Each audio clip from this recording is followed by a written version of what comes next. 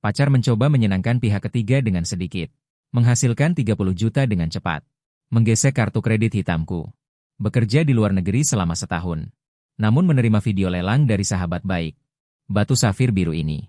Aku menawar 5 juta untuk teman lamaku. Tanda tanya muncul dari si sahabat. Berhenti, bro. Orang ini terlihat persis seperti kakak ipar. Apakah kakak ipar kita punya saudara kembar? Tiba-tiba aku tertegun. Bersama Yo ya selama 3 tahun. Dia adalah anak tunggal di keluarganya. Dari mana datangnya saudara kembar? Aku segera melakukan panggilan video. Yo ya menutup telepon. Mengirim pesan. Apakah kau mencoba membunuhku? Aku sedang sibuk di sini. Jangan ganggu aku. Setelah belasan panggilan tak terjawab. Aku sangat marah hingga menelepon secara manual. Menghubungi teman baikku. Lelang ini. Aku akan menawar apapun yang dia inginkan. Membakar uang. Setelah menutup telepon. Saya segera menghubungi sekretaris untuk memesan tiket pesawat kembali ke negara ini. Setelah mendarat, saya langsung menuju lokasi lelang. Suasana di sekitar tempat acara sangat ramai. Semua adalah wartawan yang sedang mengintai. Melihat saya datang, sekelompok orang tertegun sejenak dan kemudian berkerumun. Tuan Wei, kenapa Anda tiba-tiba muncul di lokasi lelang keluarga Lan?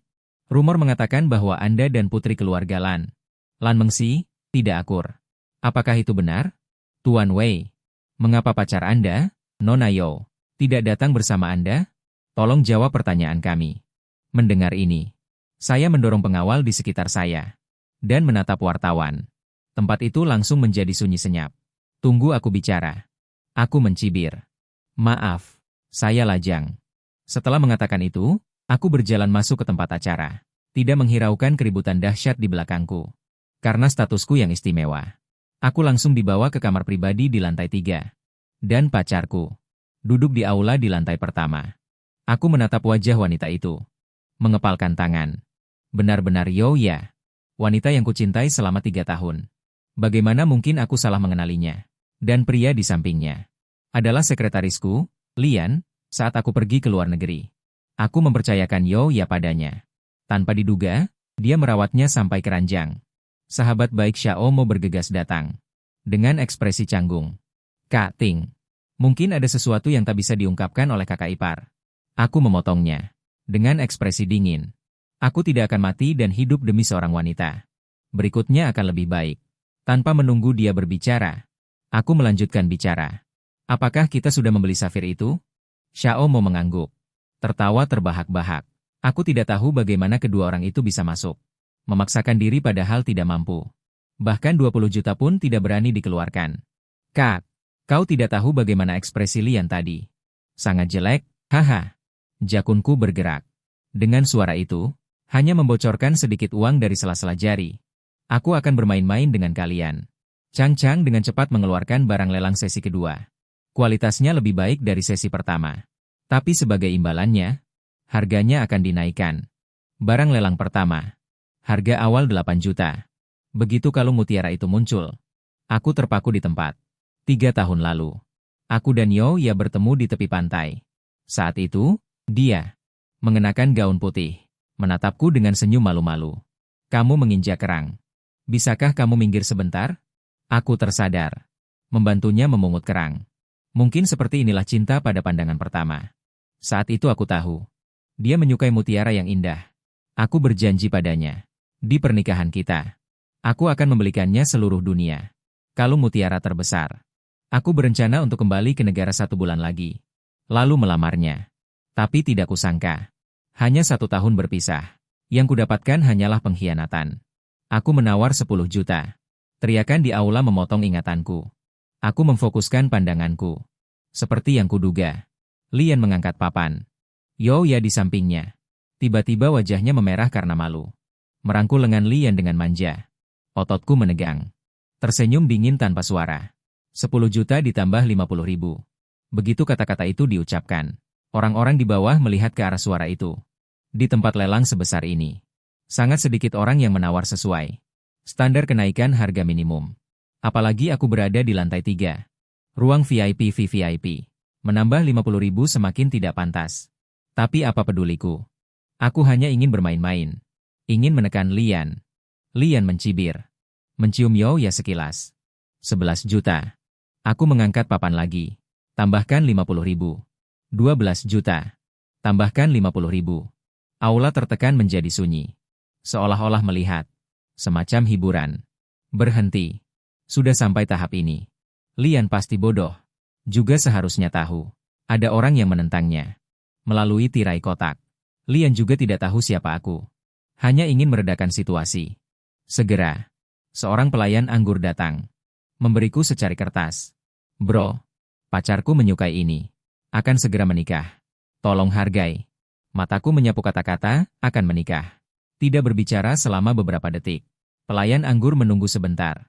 Bertanya apakah aku akan menerima minuman ini. Aturannya memang seperti ini.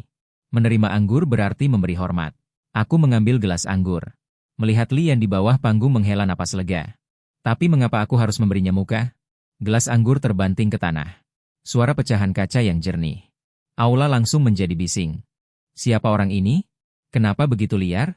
Ini pertama kalinya aku bertemu seseorang yang tidak memberikan wajah sama sekali. Orang-orang ada di kamar pribadi di lantai 3. Tidak bisakah mereka melakukan apapun yang mereka inginkan? Mereka punya modal untuk menjadi arogan. Siapa sebenarnya yang membuat marah Lian ini? Bagaimana dia mengejutkan Dewa Agung?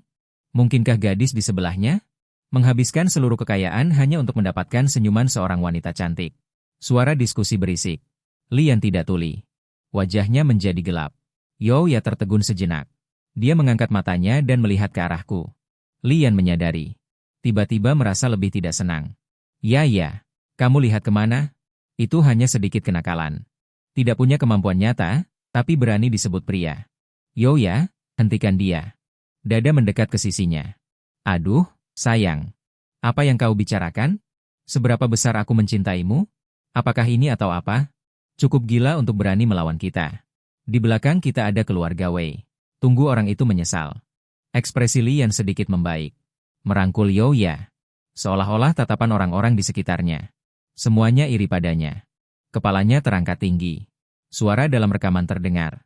Saat aku menoleh, Lan Mengsi berdiri di sampingku dengan earphone. Tersenyum puas. Bagaimana? Aku tahu setelah kau kembali. Aku langsung menekan mesin di sana. Kontrol waktu. Aku terdiam. Kenapa kamu begitu peduli dengan pasangan pengkhianat itu? Lagi pula, sejak kapan keluarga Wei mendukung perusahaan kecil seperti Yo? Lan Mengsi memasukkan satu earphone ke telingaku. Dan memakai yang lain sendiri. Bukankah itu karena kamu? Kalau tidak, siapa peduli Yo yaitu orang kecil yang mana? Aku tertegun sejenak dan tidak berbicara. Lian tidak ingin kehilangan muka. Dia segera mengangkat papan lagi. 13 juta. Aku memberi isyarat kepada sekretaris untuk terus menawar naik 50.000. Menoleh dan menatap Lan Mengsi. Bagaimana kamu tahu aku sudah kembali? Cuping telinga Lan Mengsi memerah. Baru saja melihat. Wartawan sudah menyebarkan perkataanmu. Bukankah kamu lajang? Aku menghela napas ringan. Lan Mengsi 3 tahun lebih muda dariku. Tetapi mengejarku selama 5 tahun. Aku hanya menganggapmu sebagai adik perempuan. Lan Mengsi tidak berbicara. Tetapi tiba-tiba mengangkat papan. 20 juta. Pembawa acara terdiam sejenak. Suara menjadi bersemangat. Akhirnya bukan kenaikan 50.000 lagi. 20 juta sekali. Ya tersenyum. Tatapan matanya beralih ke arah kami. Lalu mendekati Lian. Sayang, aku sangat menginginkan kalung mutiara ini. Belikan untukku. Kamu janji padaku di pernikahan. Akan melamarku dengan kalung mutiara. Tidak boleh ingkar janji. Lian menggertakkan gigi. Dengan ekspresi seperti sedang menyayat daging, dia mengangkat papan. Tambah 50.000. Orang di samping tertawa terbahak-bahak. Bukankah itu seperti besar pasak daripada tiang? Orang lain sudah menaikkan 5 juta. Ini malah hanya menambah 50.000. Wajah Yo sedikit tidak enak. Sama-sama mengerti. Kenapa kamar di lantai 3 bisa seenaknya menaikkan harga? Melihat ekspresi ragu-ragu Lian, Yo langsung merebut papan itu. 25 juta. Seluruh ruangan hening selama beberapa detik. Kemudian gempar. Bahkan wartawan di dalam ruangan yang paling berkualitas pun mulai memotret Yo dan Lian dengan lampu kilat. Yo mengangkat tinggi-tinggi nomornya dan menatap kami dengan tatapan menantang. Wajah Lian langsung memucat. Bukan karena bersemangat, tapi karena ketakutan. Mereka menoleh dan menatap Yo dengan tatapan bertanya yang penuh dengan, kamu gila? 25 juta. Aku tahu. Ini jauh melebihi anggarannya. Bahkan mungkin mengguncang arus kas Yosi. Hanya untuk sebuah kalung mutiara. Perusahaan bisa langsung bangkrut dan dilikuidasi. Namun di depan banyak kamera. Dia tidak bisa menunjukkan kelemahan. Lian memaksakan senyum yang lebih buruk daripada tangisan. Mengulurkan tangan untuk menarik Youya. Tapi malah digenggam balik. Suara Youya melalui alat penyadap di telingaku. Terdengar dengan jelas. Suami, kamu jangan khawatir. Apa aku sebodoh itu? Wei mendengar tentang villa puncak di dalam negeri. Aku tahu sertifikat properti dan kata sandinya. Nanti kita gadaikan saja. Uangnya akan datang, kan? Si bodoh itu di luar negeri. Bukankah barang-barangnya menjadi milik kita? Menggunakan rumah itu untuk mendukungmu. Layak. Nada bicaranya meremehkan. Seolah mengatakan sesuatu yang sudah seharusnya terjadi. Aku mengepalkan tinjuku erat-erat. Rasa dingin menjalari hatiku. Kuku-kuku menancap dalam ketelapak tangan. Rasa sakit menusuk. Lan Mengsi menepuk tanganku. Dengan tatapan menghibur. Aku menarik napas dalam-dalam. Mengeluarkan ponsel dan dengan cepat mengirim pesan ke pengacara pribadiku. Segera tutup semua villa atas namaku. Dan bekukan semua aset yang berhubungan dengan Youya. Ubah semua kata sandinya. Tanpa izinku. Dilarang ada yang mengoperasikan. Bawa dia turun. Lian di bawah hiburan Youya. Wajahnya jelas mereda. Jelas nilai villa itu. Membuatnya merasa punya dasar. Aku tertawa sinis. 28 juta. Di sana segera mengikuti. Hingga 30 juta. Semua orang mengarahkan pandangan mereka padaku. Mengira aku akan menaikkan harga tinggi.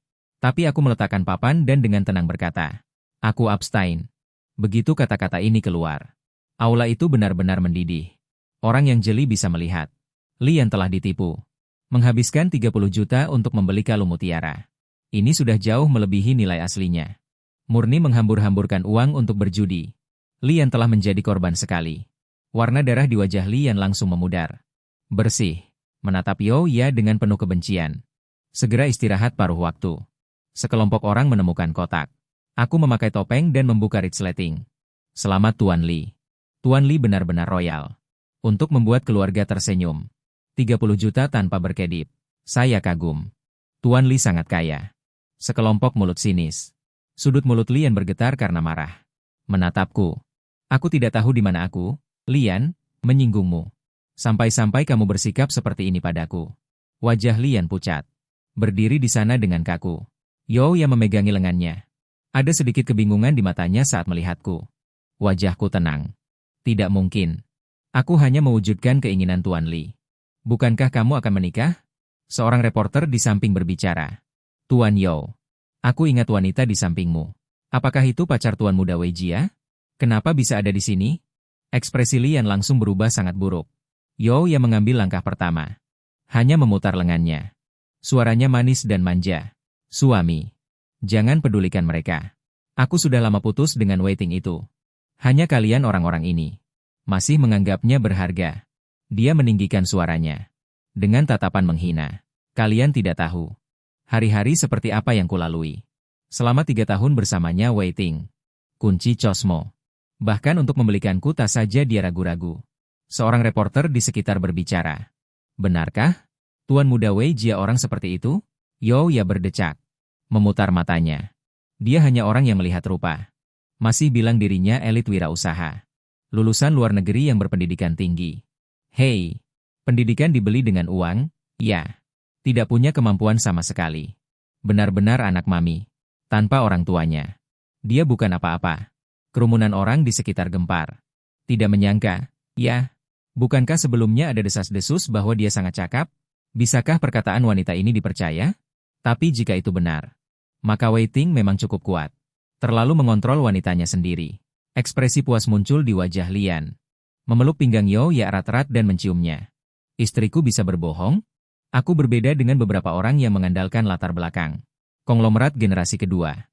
Aku membangun semuanya dari nol. Selangkah demi selangkah. Setiap sen yang kuhasilkan bersih. Dibelanjakan dengan bangga. Tidak seperti beberapa orang. Tidak bisa hidup tanpa keluarga. Wajah Lan Mengki memerah. Baru saja hendak membantah, aku langsung menghentikannya. Melihat wartawan semakin banyak mengerumuni. Lian dan Youya menjadi semakin bangga. Di depan umum. Gerakan Youya dan Lian tertangkap mata. Tepat pada saat ini. Staf rumah lelang. Mendekat dengan mesin pos dan tanda terima. Tuan Li. Nona You. Selamat Anda telah memenangkan kalung mutiara yang berharga ini. Sesuai prosedur. Silakan selesaikan prosedur pembayaran sekarang.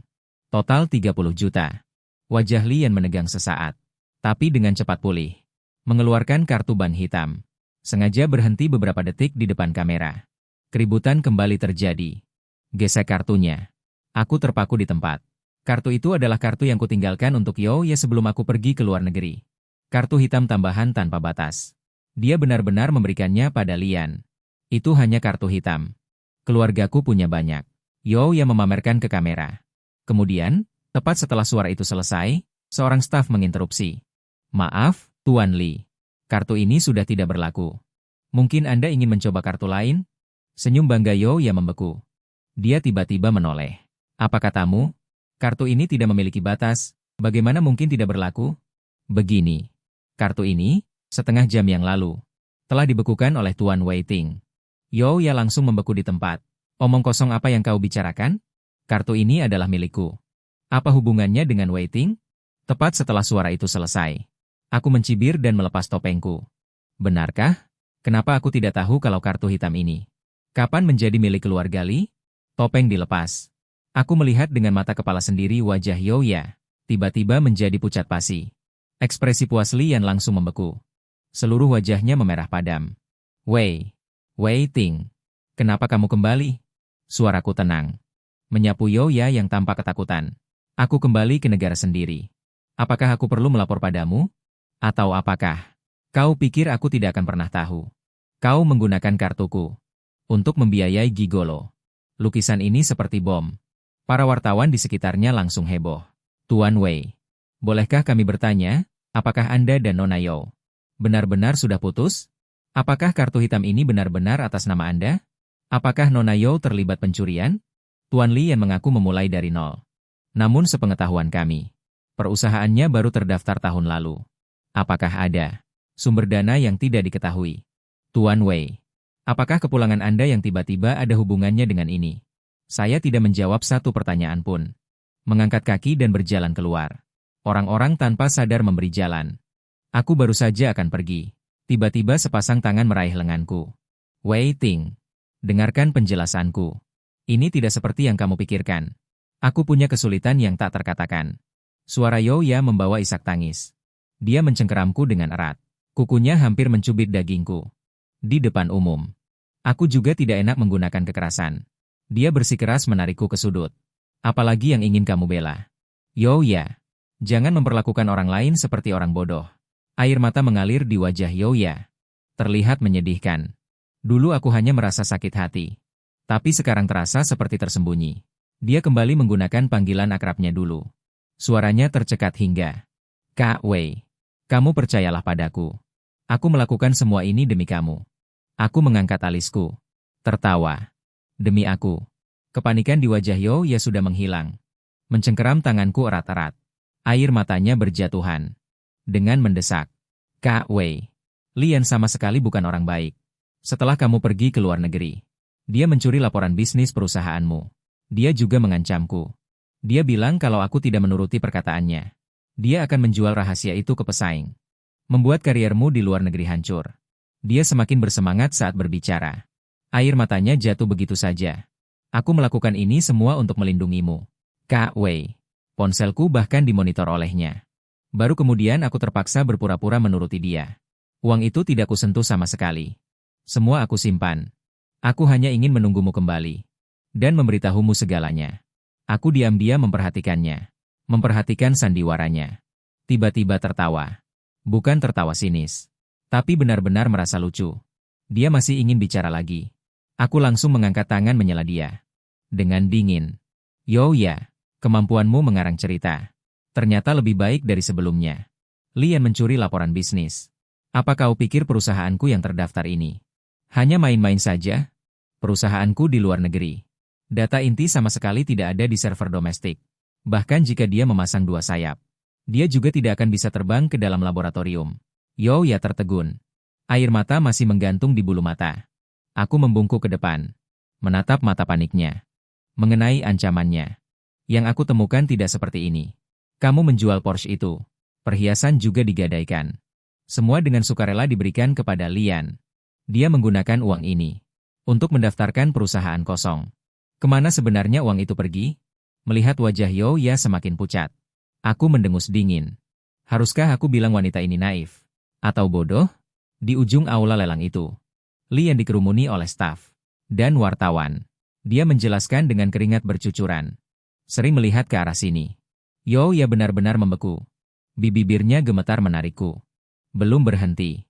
Kita bersama selama 3 tahun. Aku hanya melakukan kesalahan kecil. Kenapa kamu melakukan ini padaku? Aku baru saja mau bicara. Seseorang menerjang dan menampar Youya.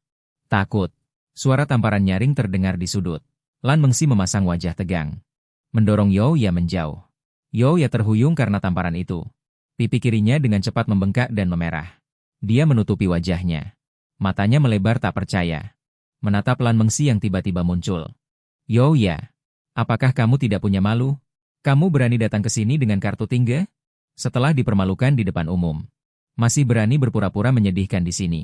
Berkata demi tingga. Kulihat kau hanya ingin ini dan itu. Tidak tahan kesepian. Juga tidak rela melepaskan status keluarga tingga. Mata Youya langsung memerah. Tiba-tiba menatapku. Dengan nada menangis, dia berkata, Wei Ting, kau lihat saja dia memukulku seperti ini. Aku ini pacarmu. Wajahku tanpa ekspresi. Hatiku terdiam. Wajah wanita ini lebih tebal dari tembok kota. Lan Mengsi terkekeh. Kau juga pantas mendapatkannya. Ting baru setahun di luar negeri. Kau sudah tidak sabar naik ke ranjang sekretaris. Menghabiskan uangnya. Tinggal di rumahnya. Dan membantu orang luar merencanakan perusahaannya. Youya, aku beritahu padamu. Ini bukan hanya kesalahan. Ini namanya kejahatan.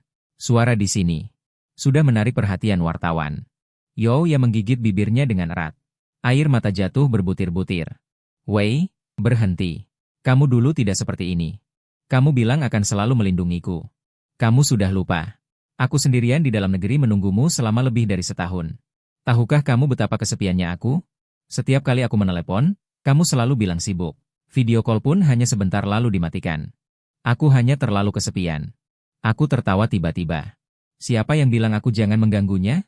Kesepian sampai membeli kalung 30 juta dengan orang lain. Youya, kesepianmu sangat mahal. Youya terdiam karena perkataanku. Bahkan mencoba menarikku. Saat itu, Lan Mengsi tiba-tiba mengulurkan tangan. Menggenggam tanganku. Tindakan ini benar-benar memprovokasi Youya. Dia membelalakan mata. Pandangannya bolak-balik di antara tangan kami. Seolah tiba-tiba menyadari sesuatu. Wajahnya langsung terdistorsi. Pantas saja. Pantas saja kamu tiba-tiba kembali ke negara ini. Kenapa kebetulan sekali muncul di pelelangan? Ternyata begini. Dia tiba-tiba tertawa. Tawanya tajam dan menusuk. Hui Ting, kau berpura-pura menjadi korban seperti ini. Kau sudah lama dengan Nona Li dari keluarga Li ini. Berkencan, ya? Dan kau bilang padaku soal kerja di luar negeri? Sebenarnya kau pergi ke luar negeri bersenang-senang dengannya. Meninggalkanku sendirian di negara ini. Lalu kemana-mana bilang aku pergi ke luar negeri. Kalian berdua benar-benar pasangan menjijikan. Suaranya terlalu keras. Para reporter di sana langsung menerobos beberapa petugas keamanan dan bergegas mendekat. Lampu kilat langsung mengepung kami bertiga. Nona Yo, apakah benar apa yang Anda katakan tadi bahwa Tuan Wei dan Nona Lan sudah lama punya hubungan tersembunyi? Pertanyaan demi pertanyaan menghujani kami. Youya masih berteriak histeris di sana. Semuanya lihat dengan jelas. Inilah wajah asli Wei Ting. Dia dan jalang bernama Lan Mengsi itu sudah lama berselingkuh. Belum selesai dia bicara. Aku mengangkat tangan Lan Mengsi dan berbicara dengan lantang. Benar. Aku dan Lan Mengsi sama-sama belum menikah. Kasih yang tulus.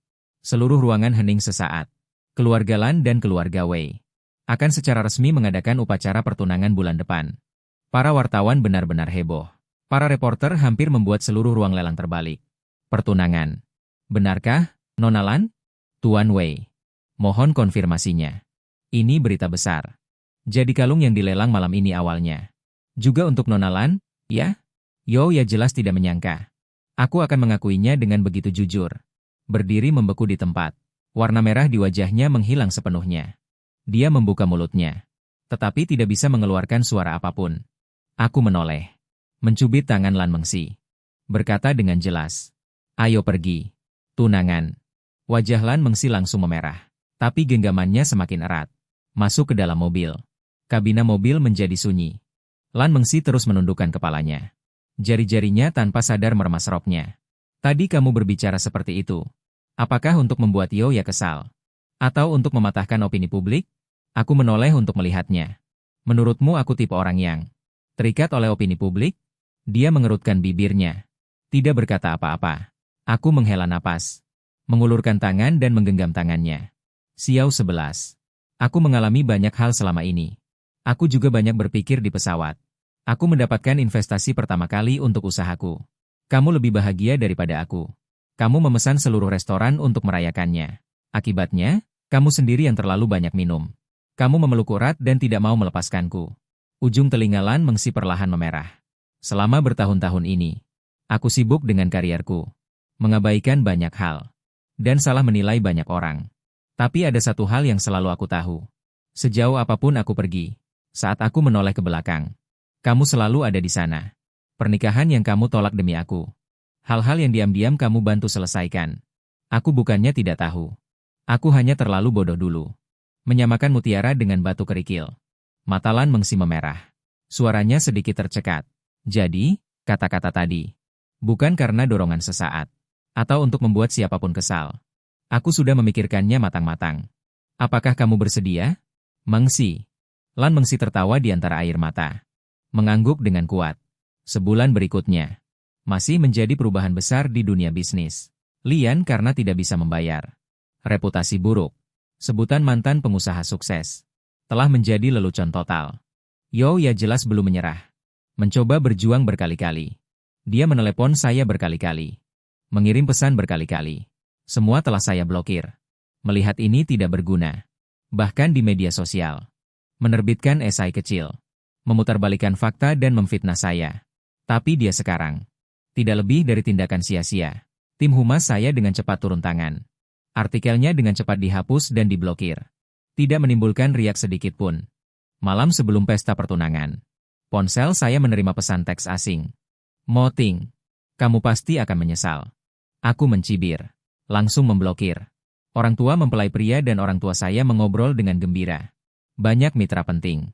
Kerabat dan teman-teman sudah tiba lebih awal. Aku dan Lan Mengsi sebagai tokoh utama. Menyambut tamu di pintu masuk. Dia mengenakan gaun mutiara Baili. Kebahagiaan terpancar dari setiap sudut matanya. Aku mencium keningnya.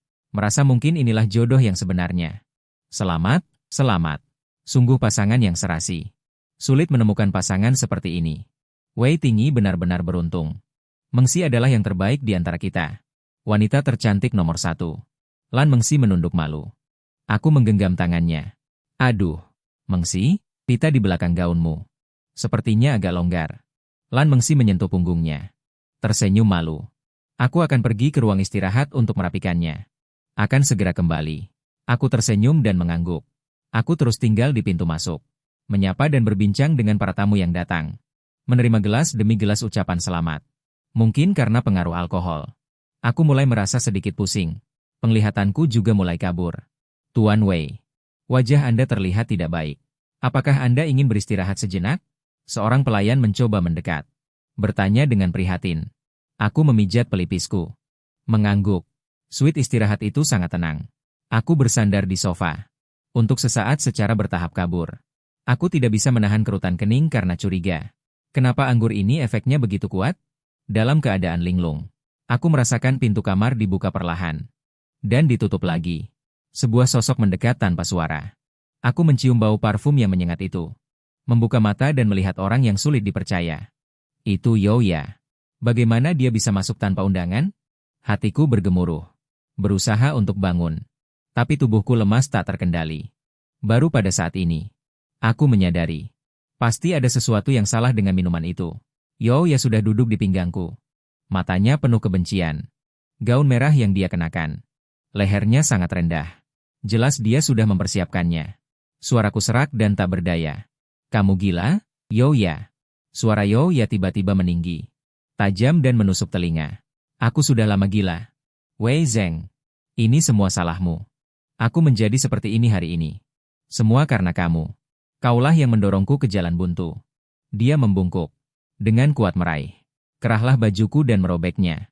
Aku bersamamu selama 3 tahun. Masa muda terbaikku kuberikan padamu. Kau bilang putus, ya sudah putus saja. Kau bilang tunangan, ya sudah tunangan saja. Dan membuatku hancur berantakan. Lian si payah itu juga ikut masuk penjara.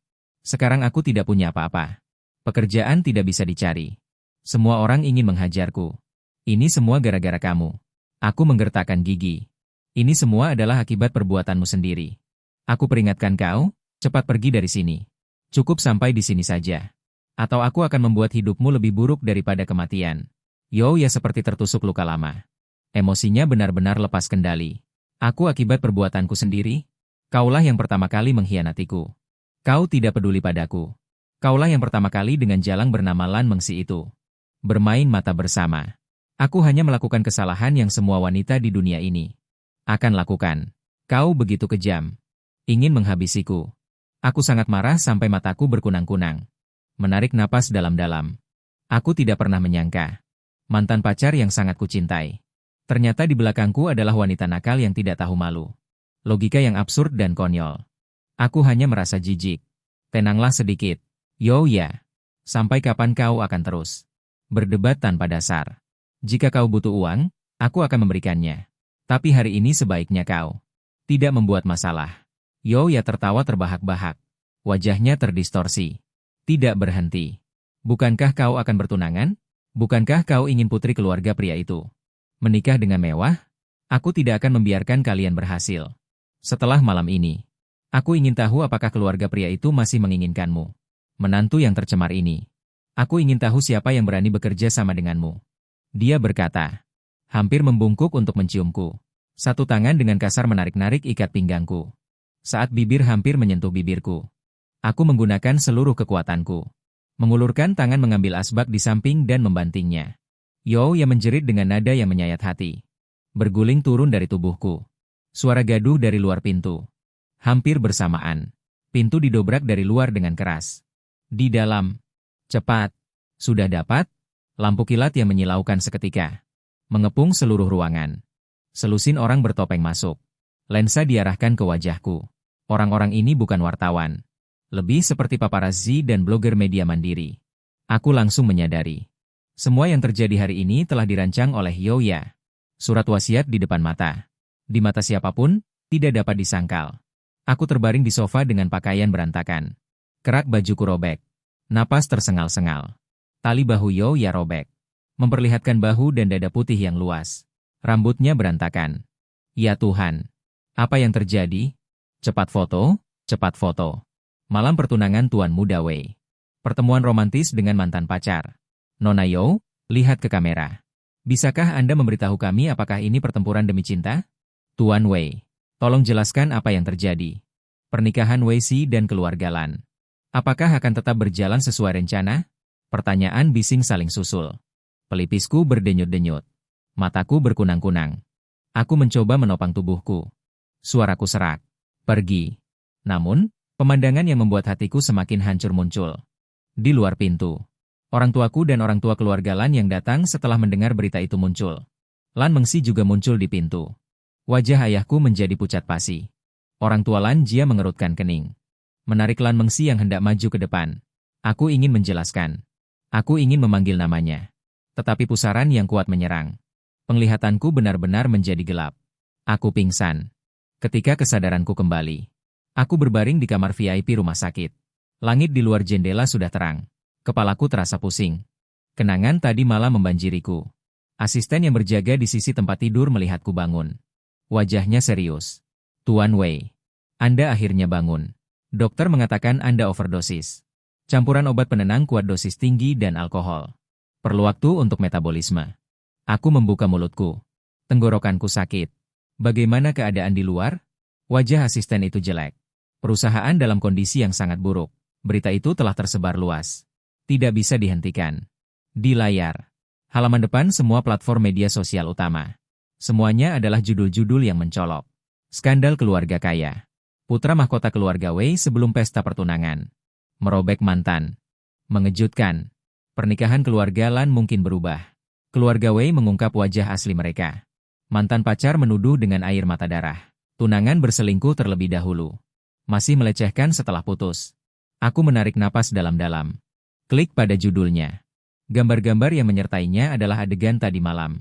Kecepatan mobil Humas tidak bisa mengejar. Kecepatan eskalasi opini publik. Yang lebih rumit adalah skandal asmara semacam ini. Pukulan terhadap reputasi perusahaan dan keluarga. Semuanya sangat besar. Banyak mitra kerjasama yang menelepon. Menelepon untuk bertanya secara tidak langsung. Harga saham Weisi dan Lanhai turun drastis. Aku memijat pelipisku. Dengan suara serak. Di mana Lan Mengsi? Nona Lan menghilang. Sejak semalam, tidak tahu kemana.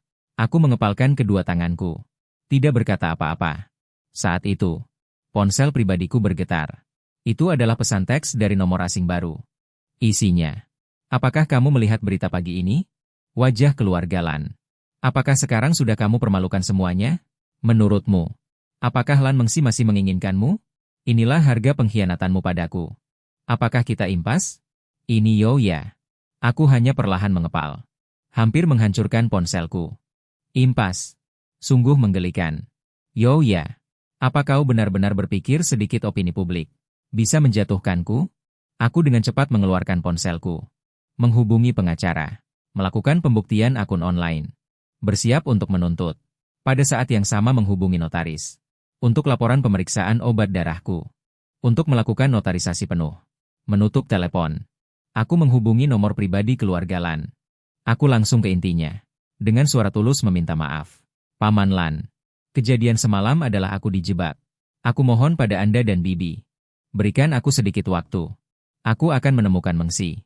Di ujung telepon sana terdiam beberapa detik. Suara keluarga Lan terdengar. Wei kecil, kami melihatmu tumbuh dewasa. Tahu anak seperti apa dirimu. Menutup telepon. Kepercayaan keluarga Lan membuat hatiku menghangat. Namun opini publik daring masih berkembang. Meskipun pernyataan resmi dan surat dari pengacara telah dikeluarkan. Namun para keyboard warrior masih berpesta. Laporan pengujian. Laporan apa yang tidak bisa dibeli dengan uang. Malam sebelum pertunangan. Dibius dengan mantan pacar di ruang istirahat. Plot ini terlalu klise. Omong kosong. Nona Lan sangat menyedihkan. Pasti ketahuan. Kebenaran, tidak tahan pukulan dan bersembunyi. Aku melihat spekulasi jahat ini. Mataku dingin. Aku membuka perangkat lunak pelacak tersembunyi di ponselku. Itu adalah jam tangan khusus pertama yang kuberikan kepada Mengsi beberapa hari yang lalu. Selama tidak dihancurkan, itu akan terus mengirimkan lokasi. Sinyalnya lemah. Tersendat-sendat. Di area pabrik yang ditinggalkan di sebelah barat kota. Segera lapor polisi. Kirim informasi lokasi ke polisi. Kerahkan orang-orang kita. Segera ke sana. Di dalam pabrik. Lan Mengsi diikat mulutnya dengan selotip. Pipinya memerah.